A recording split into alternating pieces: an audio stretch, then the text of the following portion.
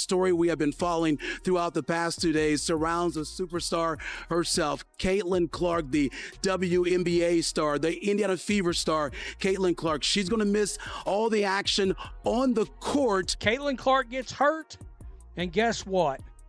Your demand vanishes because people ain't going to pay up to see these athletes that are ungrateful that their sport's growing. People aren't paying up for that. And we are here, right here. The tickets for this game, for this All-Star game, they've dropped by 50%. What was supposed to be Caitlin Clark's crowning moment in the WNBA right in her home city of Indianapolis has turned into a complete disaster.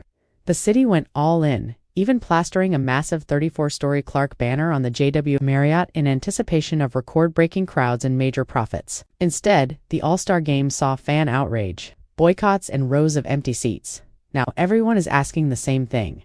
How did the league turn a celebration of its biggest star into a financial and PR catastrophe? And what did Commissioner Kathy Engelbert have to say about the officiating controversy that overshadowed the entire weekend? Her response only made things worse, highlighting everything wrong with how the WNBA handles the players who actually draw the fans. Think the league will ever learn?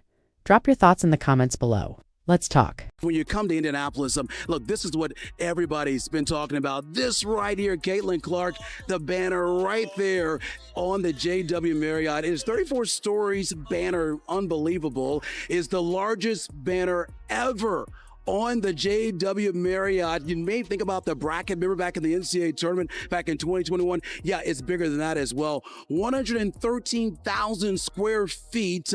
It is unbelievable. And you see what it says, from downtown in my town. No doubt, this is something that is grabbing everyone's attention. And who else better to be on that than the star herself, Caitlin Clark? Indianapolis spent months preparing for what was expected to be the biggest WNBA weekend in history. A replica All-Star basketball court was installed at the airport. Local businesses ramped up staffing and inventory, and excitement filled the city. When tickets dropped, Gainbridge Fieldhouse sold out within hours.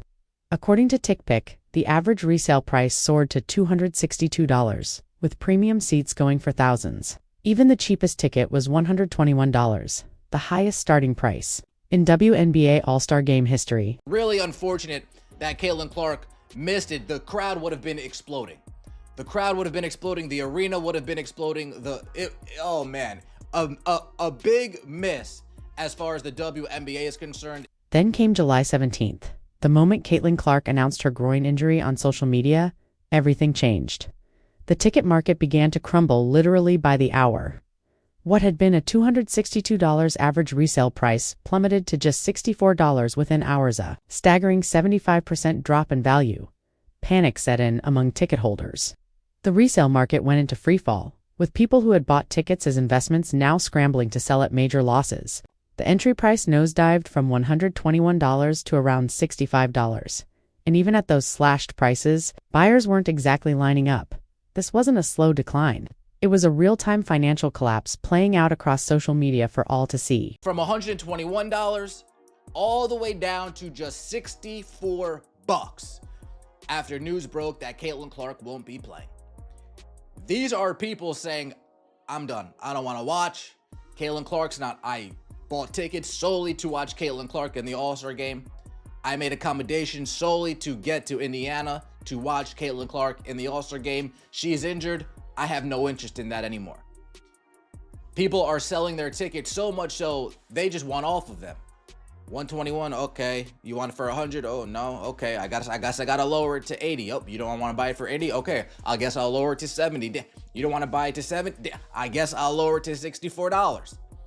The WNBA is paying attention to these trends, and they're seeing firsthand what Caitlin Clark is worth to this league. You know what makes this even more brutal? We've seen this pattern before, but never on this scale. Back in May, when Caitlin Clark missed regular season games due to a quad strain, ticket prices for her road games took a hit. The highly anticipated matchup in Chicago saw a 71% drop, while tickets for the Washington game fell 47%. But those were just regular season games. This time, the collapse happened during the WNBA's marquee event right in her hometown.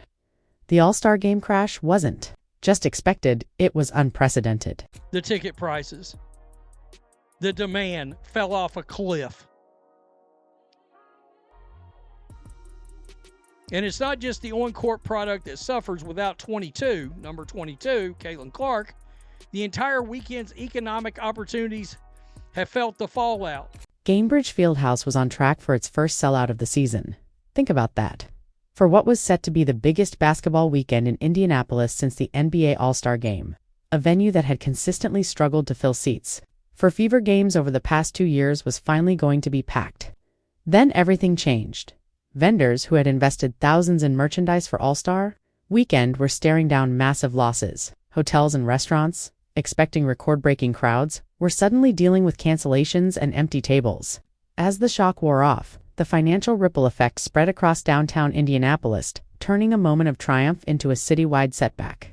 But when it comes to the vendors in the arena, the shops in the arena, they're not going to have the same amount of people patronize their business as they would if Caitlin Clark was there.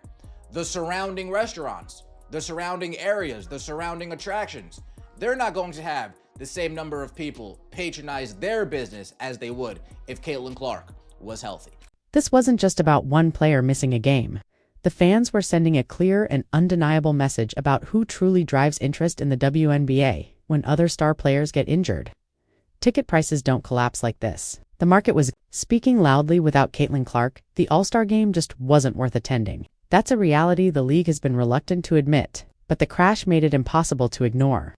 One player had become the cornerstone of their record-breaking season, and without her, all those attendance records and revenue milestones suddenly felt a lot less meaningful. This year, for the second time ever, the WNBA All-Star Game was supposed to feature an actual star. Normally, this celebration of pretend basketball features players that no one's ever heard of. Clark's groin injury wasn't just bad luck, it was the inevitable result of months of escalating physical play that officials consistently refused to control. As opposing players realized they could grab, shove, and rough up Clark without consequences, the referees turned a blind eye. Despite growing concerns, the whistles never came in. Now the consequences are on full display. How did we get to an All-Star Game in Indiana where Caitlin Clark is not healthy enough to play? Well, it all started last year, in her rookie season, where she received 20% of all the flagrant fouls in the league. And most of them came from Angel Reese in the Chicago Sky. And these weren't basketball plays. They were not only fouling her, but they were getting up, laughing about it, laughing about Caitlin Clark getting assaulted.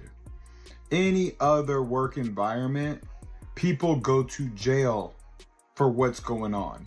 Stephanie White saw this coming from a mile away, pointing out that teams have been allowed to play with a level of physicality against Caitlin, her star player getting relentlessly battered with little protection. Yeah, I mean, there's a level of physicality that they're able to play with against her. You know, I knew it as an opponent, and I see it as her coach. And you know, I'm not exactly sure why, but it just is what it is. And we've got to help her learn to adjust and use it against them in certain ways. You know, we've got to find some ways to make it a little bit easier for her. But the level of physicality overall in our league has been at a different level than it's been for a long time.